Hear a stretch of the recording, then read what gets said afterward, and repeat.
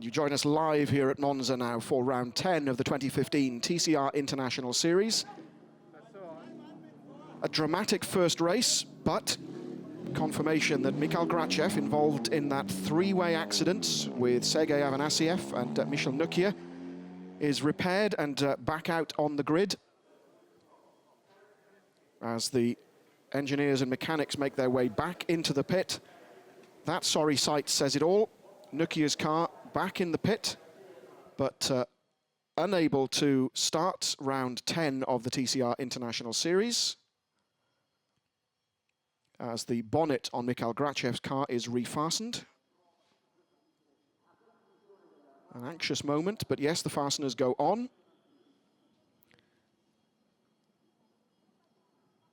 And so it's a slightly surprised Antonio D'Amico who will start race 2 here at Monza from pole position on the grid. D'Amico appearing for the first time as part of the BD Racing team on their home round in Monza. And an awful lot of pressure behind him. As you can see, row 3, Bellicchi and Oriola. Morbidelli then, because of the non-finishes, will start from 7th on the grid. And he must be absolutely delighted with that. Valia starting alongside him. Jabo, Boardman, then Gleeson, then Comini, then it's our non-finishers from race 1. And so Comini, Nukia, in theory, Grachev and Afanasyev, and I think we've already seen one of those stories, that Nukia will not be taking the grid. And Grachev will start from the pit lane. There is Michel Nukia out of his race overalls. And, well, you can see the look on his face. No points for him from the 2 Italian races, which will be a huge disappointment after his first victory of the season a fortnight ago at Portimao, becoming the 7th driver to win a round of this year's TCR International Series. We've now had 2 double winners. Stefano Comini tasted victory at Sepang right at the beginning of this series, and at Valencia. Gianni Morbidelli, winner of the first race in Shanghai and the first race here in Monza. Can he make it 2 wins from 2 races? There is Afanasyev also out of the car, so that's 2 of the 3 cars involved in that three-way shunt not being able to take the start of the second race at Monza. So Afanasyev, like Nukia, will play no further part in proceedings. There is the Opel Astra of Fernando Monge, as the cars slide their way around this green flag formation lap, getting heat into their tyres. There's Monge. There in the red and white Seat is Pepe Oriola, leader of the Drivers' Championship by just 4 points now from, there he is, Gianni Morbidelli, behind Oriola, but for how long on the grid? And you have to say that Morbidelli's start, he was saying at the interview at the end of round 9 when he spoke to Fabio Ravioli that he didn't think he'd made that bad a start, but you have to say, Pepe Oriola made an absolutely storming start to squeeze up the middle of that gap that Stefano Comini left.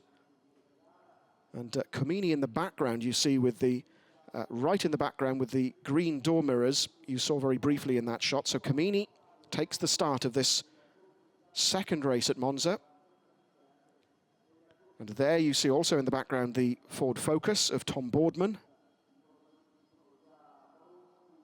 The Ford appearing very briefly right at the beginning of the season in Sepang.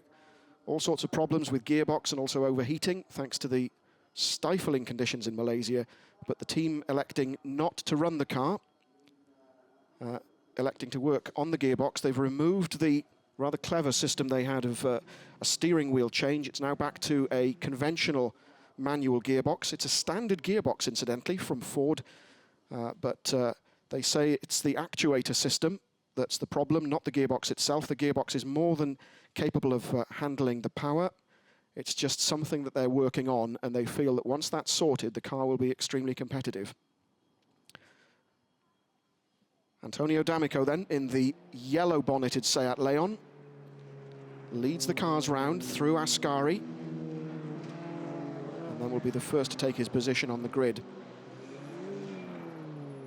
There's Beliki going through. As we look down that increasing heat haze from the Parabolica, there is Camini. That patterned helmet of his. Now he'll be looking for a good, strong finish in this second race. He'll be disappointed that he lost the championship lead thanks to that incident in race 1. You can see him there in the distance with the green door mirrors. There in the foreground is his teammate Andrea Beliki. There is Jaime Puig, thumbs up, boss of Seat Sport. Comes to every round of the TCR International Series and anxious to see how his babies, the Seat Leons, get on. And the Leon, by far and away, the most numerous car here in Monza. Originally, 11 of the cars taking the start were Leons, 3 Hondas, and 1 each of the Opel and the Ford. There's Pepe Oriola Senior, the nerves mounting in the Craft Bamboo Lukoil garage as D'Amico just gets some final heat into his tyres. He heads down to his grid position. You have to wonder what's going through his mind, looking in his rearview mirrors and seeing that lot behind him. There's Kevin Gleeson. And off into the gravel in qualifying yesterday, caused by some kind of mechanical problem. The team was saying that they thought they'd identified the problem, so Kevin, having done so well, particularly in the early part of the season, having a real up and down season so far. And that's the view from Stefano Camini's car as he takes his position on the grid. 12 cars, 12 of the 15 that took the race 1 start. As we wait for the red lights to go on, they do, they go off, a very short red light. And it looks as though it's the Craft Bamboo Lukoil car. Yes, it is. As D'Amico suffers, the cars virtually 4 abreast heading down towards the first chicane. D'Amico making contact with one of the target cars and being spun around. And he goes backwards as Fernando Monge sneaks through. Lorenzo Veglia taking to the gravel and rejoining, but avoiding further contact. And D'Amico rejoins right at the back of the field, seemingly unscathed, as the 3 Hondas run together in midfield. We'll need to see a replay of the start. But it's Jordi Genet, who I suspect is a slightly surprised leader, with an equally as surprised Fernando Monge alongside him. Igor Shkuz leads the trio of Honda Civics from West Coast, with Camini now coming back at Oriola. So then it's Genet from Monge, from Beliki, from Shkuz, then it's Morbidelli, then Gleeson, then Oriola, scrapping with Camini, you saw there. Camini hovering just past Oriola, then Veglia, then it's Gleeson, and then the Zengo car. As Morbidelli gets up past Igor Shkuz, so Morbidelli moves up another place, takes the place away from his teammate. 1, 2, 3, 4. Morbidelli now 4th. There's Camini already weaving his way through the field as we look down at Jordi Genet leading Fernando Monge, who moves out. And wouldn't it be sensational if the Opel Astra was to lead the field? He takes a look but doesn't get past Jordi Genet, but that Astra has been absolutely transformed this weekend. Fernando Monge threatening Jordi Genet for the lead. Beliki in 3rd place, then it's Gianni Morbidelli. And what can Morbidelli do on this start-finish straight as Monge moves up onto the right side, and Monge, it looks as though he comes past. Indeed it does. Fernando Monge passes Jordi Genet, who's carrying all that success ballast. Fernando Monge takes the lead in the Opel Astra. That is absolutely fantastic for the team. They will be delighted at that.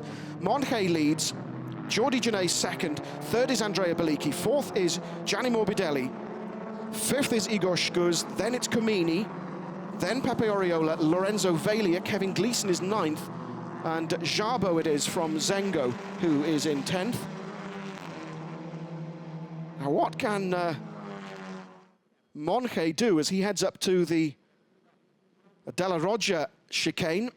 Genet right behind him as Lorenzo Veglia comes back at Gleeson. Now let's take another look at the start and watch in particular the smoke away from D'Amico's car. Let's take a look at this from the top shot. Watch D'Amico. The contact is with...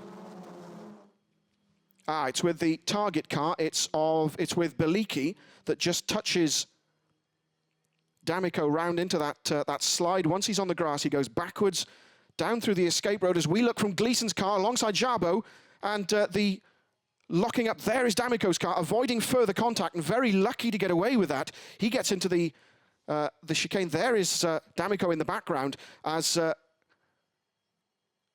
Monge goes through, and there's contact also between Oriola and Comini with Veglia behind. But going around the Parabolica for the second time, it's Fernando Monge holding off Jordi Genet. Beliki still third with Gianni Morbidelli breathing down his neck. Whatever the Campos team have done to that Astra since Portimao has absolutely worked to a T. Fernando Monge holding off Jordi Genet as Gianni Morbidelli moves to the left-hand side of the track. I don't think he can make that stick. No, indeed he can't, so it's still Beliki in third, ahead of Morbidelli. It's now Comini past Schguz, as has Pepe Oriola, and also contact, I think they're involving Gleeson and Veglia in the background. The two Hondas running together, and it's Schguz just ahead of Gleeson with Veglia at third of that pack.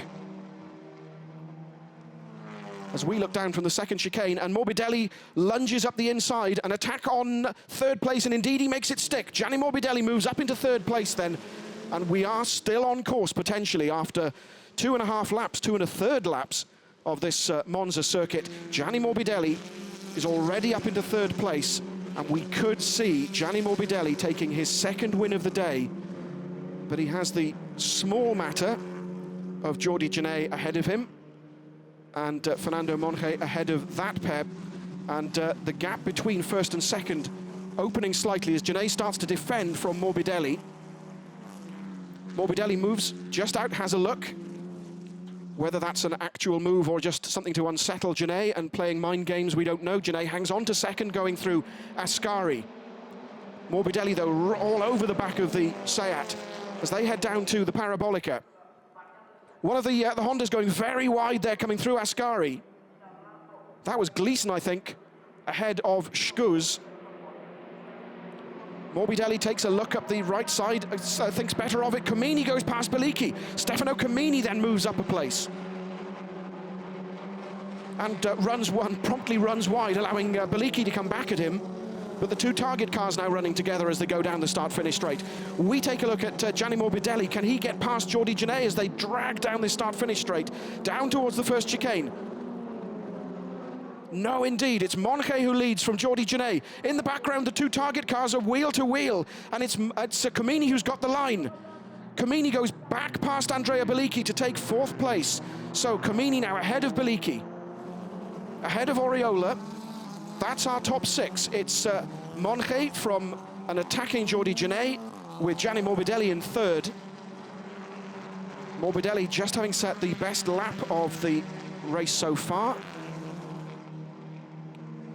Monge holding off Genet, but has Morbidelli done it again at the same place? He gets past Genet on the inside. Yes, he has. Gianni Morbidelli, another great attacking move from the Italian driver. He moves into second place, and he now has Fernando Monge in his sights. After less than half race distance, Gianni Morbidelli poised to take the lead from Fernando Monge, who will defend. But you have to wonder how strong his defense will be against the wily Morbidelli on home ground, looking for his second win of the day. Monge then, from Morbidelli, from Genet, from Comini, from Beliki, from Pepe Oriola, you saw there, in the back of your shot, coming down towards Ascari for the fourth time. Monge just clips the curb. Morbidelli playing the waiting game now as they head up towards Parabolica. Is this the moment at which The lead will change hands. Morbidelli tucked up right behind the Astra.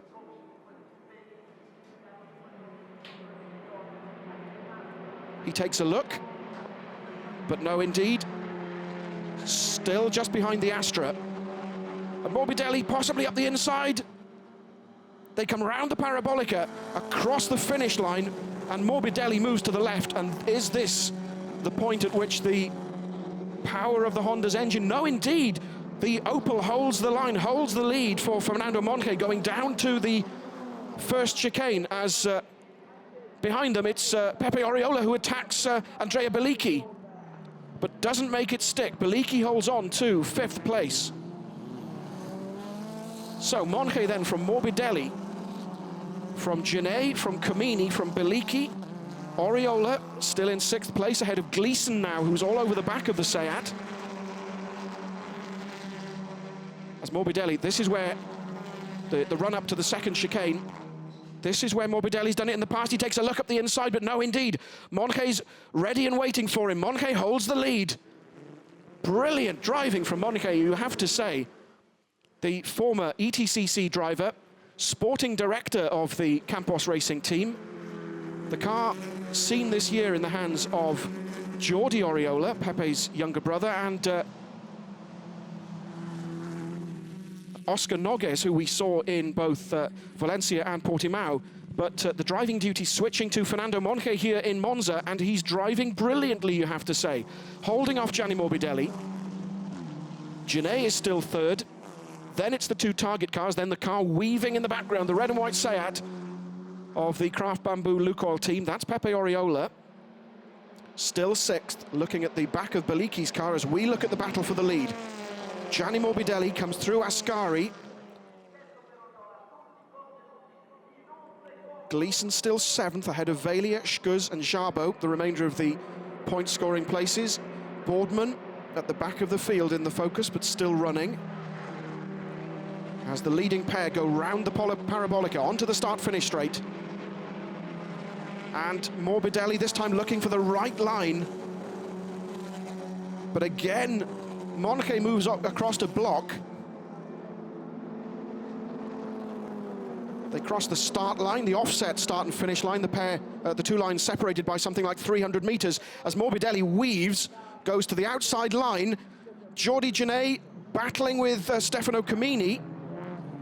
And Camini sneaks past, just forcing Genet. And also Genet, they're having to take to the outside of the curb, allowing Bellicchi to go past. So Genet drops from 3rd to 6th, to 5th, excuse me. And now also being passed by Pepe Oriola, the heavier car, remember. Genet carrying 30 kilos of success ballast. So Monge still our leader ahead of Gianni Morbidelli. Then it's Camini, then Bellicchi, then Pepe Oriola. Then it's Kevin Gleeson, then Genet. And in the background, you just saw, well, this is the moment at which Camini just sneaks past Jordi Genet, just forcing him to go wide, allowing Andrea Bellicchi to just squeeze past as well. No contact between them. You have to say that's been the hallmark of the season so far. Some very fair overtaking. Yes, some incidents as well, but everyone just leaving everyone else just that amount of space they need. As we look at slightly sideways, is that the first driving error we've seen from Fernando Monge? It's Gianni Morbidelli right up behind now. The Opel tucked away in the dirty air from the Opel. And again, Morbidelli moves to the outside line. Monge moves across as... and also Stefano Camini sneaks up the inside. He takes 2nd place. Morbidelli possibly fixated with the leaders. And the lead indeed changes hands, but not in the way we thought. 3 abreast going down out of the Parabolica across the finish line. Gianni Morbidelli, you would say, has got the advantage. Stefano Camini in the middle. The 3 cross the start line together, but Gianni Morbidelli, you'd say, has the advantage for the right-hander at the first chicane. And indeed, it's no contact between the pair, forcing Camini to go wide. Monge goes past Morbidelli. Contact also, I think, with Pepe Oriola there.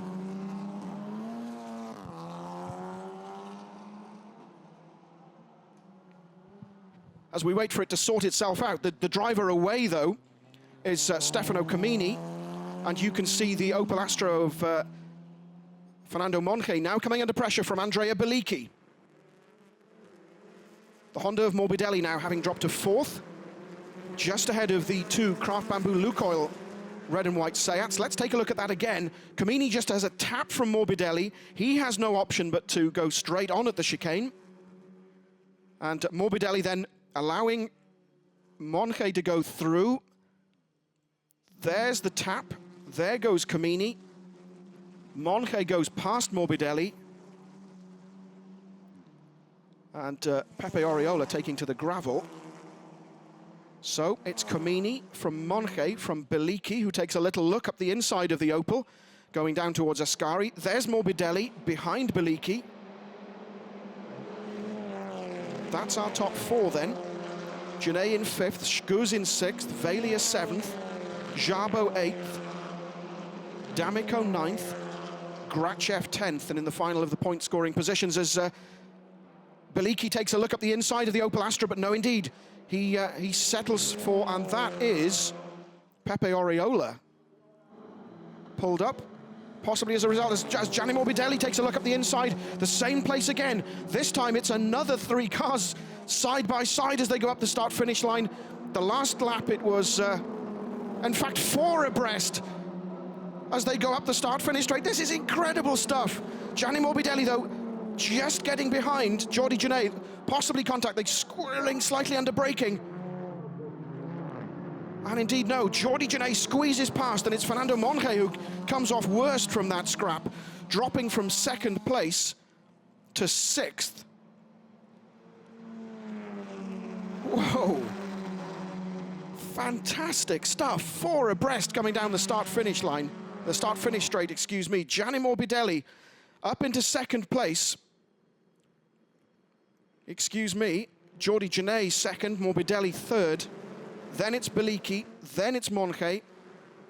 And that scrap will, I suspect, be repeated in the next lap or so. There was Pepe Oriola going wide at the 2nd Lesmo. Camini then from Genet, from Morbidelli, from Bellicchi. There's Camini in the lead. There's Bellicchi, his teammate. And the Astra having dropped to 5th. So we get our breath back. Gianni Morbidelli takes a look up the inside, though, going down towards Ascari, and indeed takes the place. So Morbidelli back into 2nd place, gets past Jordi Genet. Brilliant touring car race, you have to say. So Camini now has the hard-charging Gianni Morbidelli behind him, as we see Fernando Monge taking a look up the outside of Andrea Bellicchi, and Genet forced to defend from Fernando Monge as Bellicchi and Genet go round the Parabolica side by side onto the start-finish straight. Fernando Monge up with them. And again going down the start-finish straight, not quite in the 4 abreast pattern we saw the last time through, but certainly alongside Bellicchi. Has Fernando Monge got the line? There's Camini, there's Morbidelli. Genet safe in 3rd, it would appear, but Monge has the inside line on Bellicchi. Oh, gets up onto 2 wheels, taps Bellicchi. Monge goes through. Where is Bellicchi? Let's take a look back. There's Monge getting up, tapping Bellicchi. Bellicchi spins. Monge comes through. Damage to the front bodywork of Monge's car. And what's happened to Andrea Bellicchi? Morbidelli then right up behind Stefano Camini, our race leader. We're on lap 9 of 11.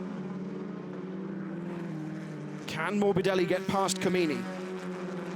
In the background, you see Jordi Genet in 3rd place, a relatively comfortable 3rd place, you have to say.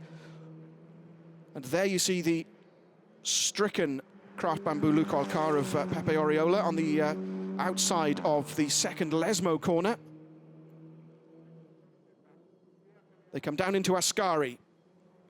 Comini then with Morbidelli right up behind him.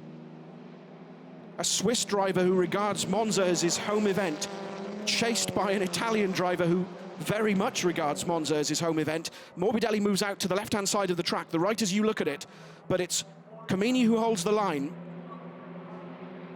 Moving back in front of Morbidelli, they go round the Parabolica for the 9th time. There is Tom Boardman in the focus, having stopped out on track. Boardman running in 11th place, and so no repeat of that solitary point from the first race as Morbidelli moves up alongside Stefano Comini as they go down across the start line. Comini, though, has the line as Morbidelli just whiskers his nose past in front. Morbidelli, though, holds. The pair break. The noses dip, and indeed, Comini holds on into the first chicane, still in the lead from Gianni Morbidelli. Third is Jordi Genet. Fourth is Fernando Monge. Anxious faces in the West Coast Racing garage. What can Gianni Morbidelli do? He has 2 laps remaining.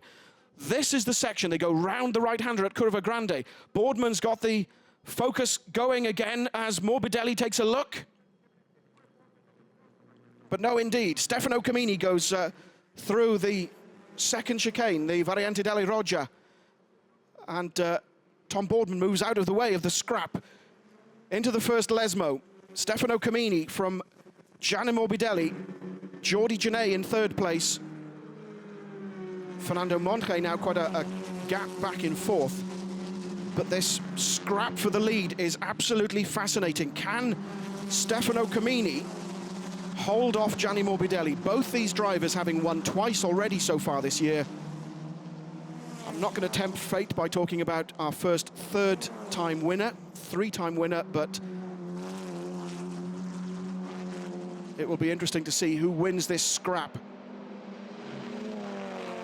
Morbidelli having a torrid time of it a fortnight ago in Portimao, thinking at one point that there was a big target drawn on the back of his car, such was the attraction for attention from other cars. Morbidelli moves out to the outside line, coming down to the Parabolica for the penultimate time.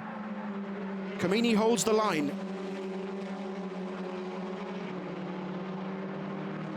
The predicted Honda strong performance here at Monza has come true, with Morbidelli taking victory in the first race, but can he make it 2 wins? He's got 1 lap to do that.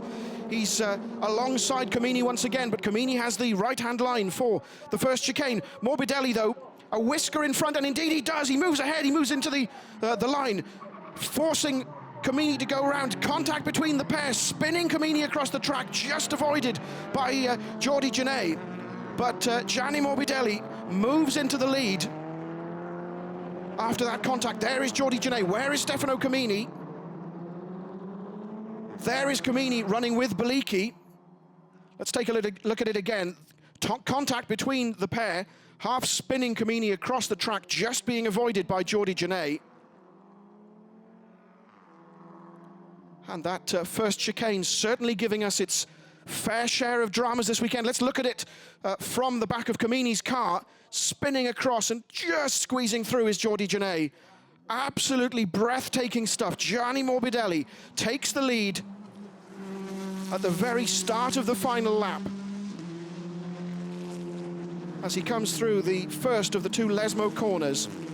Jordi Genet, then it's Fernando Monge poised to score the Campos Racing Opel Astra's first podium finish of the season. Then it's the 2 target competition cars. The yellow door handlers of Andrea Bellicchi on the right of your screen, the green of Stefano Comini. And that's going to go right down to the wire, the battle between the pair. Igor Shkuz in the Honda just behind. They come through Ascari for the final time. We look down the back straight. There is Gianni Morbidelli. Jordi Genet in second. Fernando Monge will be delighted with that 3rd position. Then it's the 2 target cars. Comini on the right of your screen, having just nosing past Andrea Bellicchi. No, indeed. Bellicchi moves back to the line as Gianni Morbidelli comes through the Parabolica for the final time to take the checkered flag, ahead of Jordi Genet, who flashes his lights in delight. Equally delighted will be Fernando Monge as we wait for the official. Wow, it's Comini who just takes 4th place away from Andrea Bellicchi. Igor Shkuz finishes 6th. Hugs and congratulations in the West Coast Racing Garage. Because of that man, you saw Gianni Morbidelli, 2 wins from 2 races here at Monza. Oh, wow. We need to get our breaths back. That was an incredible race, with the podium positions not decided until the very last lap. Gianni Morbidelli then taking the victory by over 2 seconds from Jordi Genet, Fernando Monge third. Then it was Camini who finished ahead of Bellicchi by a whisker. But Gianni Morbidelli, to the delight of the West Coast Racing team, taking his 2nd win of the afternoon. 25 points for the win. 18 points go to Jordi Genet, and then 15 go to Fernando Monge in the Opel. As for the 2nd time this afternoon, Gianni Morbidelli winds down his windows, gets some of the cool Italian air inside the car as he drives round to thank the marshals for their work this afternoon and heads back into the pits. And indeed, Camini and Bellicchi, 0.04 of a second splitting the pair, with Camini snatching 4th place in the sprint out of the Parabolica down to the finish line. You see there Genet and I think it was Camini, hands out of the windows, waving at the marshals to thank them. As we can look very briefly at Gianni Morbidelli.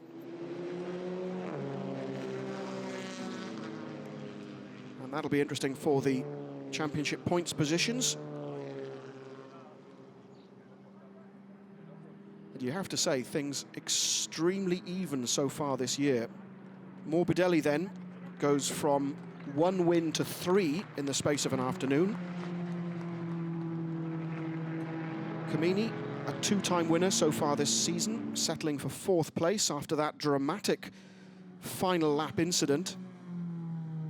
As Gianni Morbidelli heads into the pits at the end of this 11-lap race at Monza to once again take the applause from his team. And in a moment or two, Fabio Ravioli, who is down in the pit lane, will catch up with Gianni. You can already hear the cheers from the West Coast Racing team. As in the background, Fernando Monge pulls in, 3rd place for him. Jordi Genet, another podium finish for the consistent Jordi Genet. A little bit more emotion this time from Gianni Morbidelli, who punches the air and applauds his team. 2-time winner here at Monza, an extremely popular victory.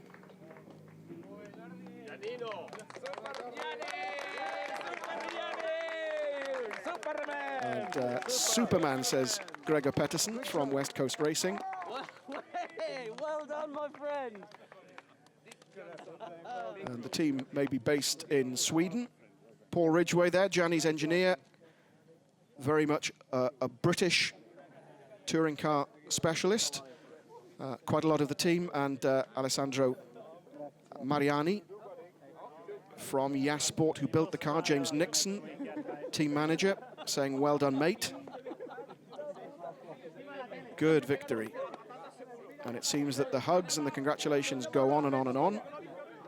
And Yas Sport, who have quite a few potential customers here looking to buy the car for the various TCR series proposed for next year, but in particular TCR Asia, which will start later in the year, have guests at Monza, and that is an incredible way of selling the car to them. Gianni Morbidelli winning round 10 of the TCR International Series just as he won round 9. Jordi Genet 2nd, Fernando Monge, you saw a moment ago, celebrating in 3rd, and points for Camini, Bellicchi, Igor Shkuz, Jabo making his debut, Velia, Grachev, Velia and Grachev in the 2 Engstler Sport Liqui Moly cars, and D'Amico from the BD Racing team scoring a point on his TCR debut.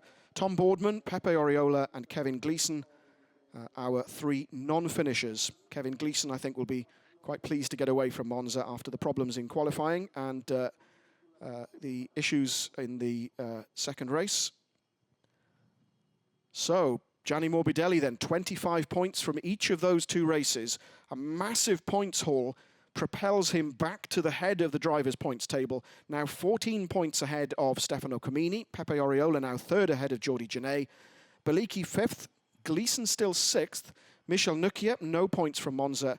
And then we take a look at the second page. Fernando Monge there, the only driver competing today, in 13th place. Let's catch up then with Gianni Morbidelli, our race winner. He's with Fabio Ravaioli. Gianni Morbidelli, fantastic day for you. Second victory. Nobody before managed to collect 2 victories in the same weekend. Yeah, I put in my pocket 2 great results. I'm really very happy. I did the second race completely all attack, and really was incredible. I had an incredible fight with everyone, and I had no more brakes. My car, I had some problem in the rear suspension because somebody crashed on me. So I must say that it was an incredible result for me for West Coast Racing, and you know, I'm really happy. It was a fantastic race, 3-4 car abreast at each braking point. Yeah, it was such a good race. I never seen something like this, even from inside the car. So it was funny, and I sweat a lot. You know, look at this. I had probably 100 degrees inside the car. It was really tough, but you know, we must be happy and proud of what we did today. Thank you, congratulations. Happy and proud, very much so. Very well done to Gianni Morbidelli. 2 wins from 2 races in Monza. And completing the feat that he so very nearly achieved in Shanghai on the TCR Series second race weekend. Let's remind ourselves of the highlights from round 10 of the 2015 TCR International Series.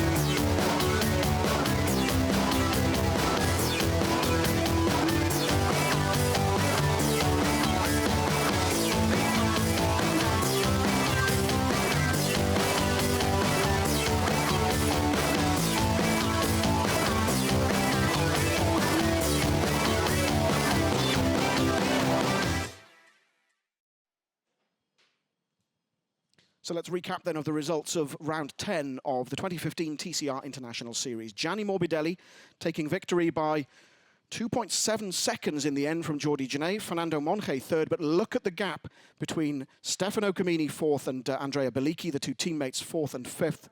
4 hundredths of a second between the pair. Igor Shkuth sixth, and points for finishing right down to 10th place with Antonio D'Amico finishing 10th.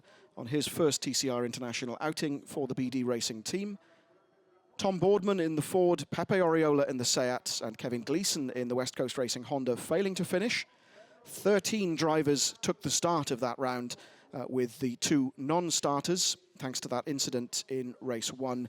Sergei Avanasiev in the Craft Bamboo Lukoil Seat, and Michel Nukia in the Target Competition Seat, unable to get the cars repaired in time. We see there an extremely happy Jordi Genet about to make his way out onto the podium. But indeed, it's another Spaniard finishing in 3rd place, Fernando Monge.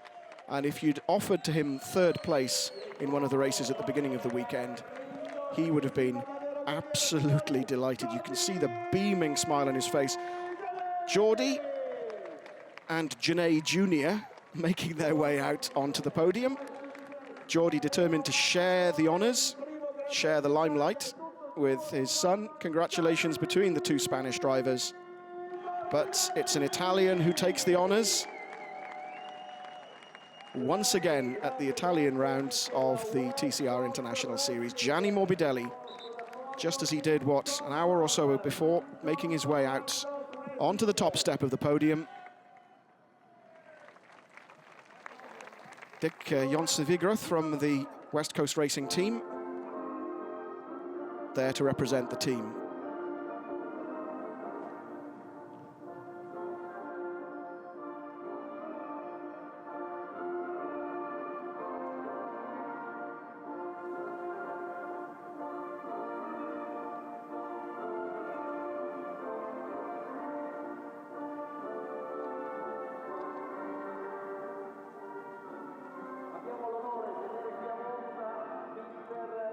And the Italian national anthem rings out across Monza.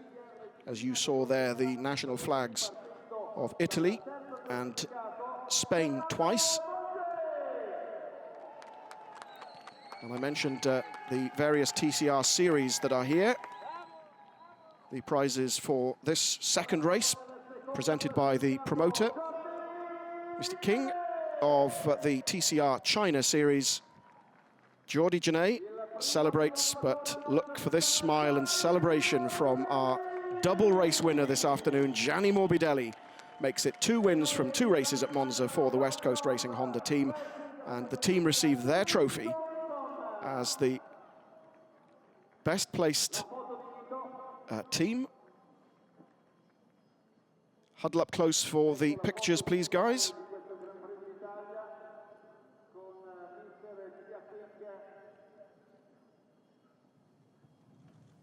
And there's the iconic outline of the Monza circuit, which forms the trophies. And you see they're poised to come on. The ladies carrying the champagne. Trophies down, guys. Right, Jordi, you might want to protect your son from this bit. And so, the Pommery champagne is sprayed. Fernando Monge moving to the front of the podium to make sure that the waiting mechanics and Jordi's son getting a go as well. The champagne shower for the team personnel waiting down below. Congratulations to Gianni Morbidelli, to Jordi Genet, and to Fernando Monge. And the pit lane below, you see, look at that smile. Fantastic. Will we see another member of the Genet family moving into motor racing in a few years' time? Marc Genet, of course, Formula One. Jordi, an ambassador for SEAT and very much Mr. Touring Cars in Spain. And Gianni Morbidelli, having competed in everything from karting right up to Formula One, loves Monza. It's a special place, he was telling me yesterday. He makes his way off the podium at the end of this celebration of race 2 here in Monza.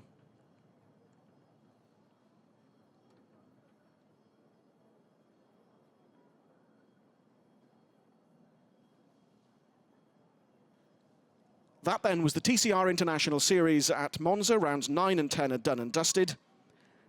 We're back in Europe for Salzburg in a week's time. Bye-bye for now.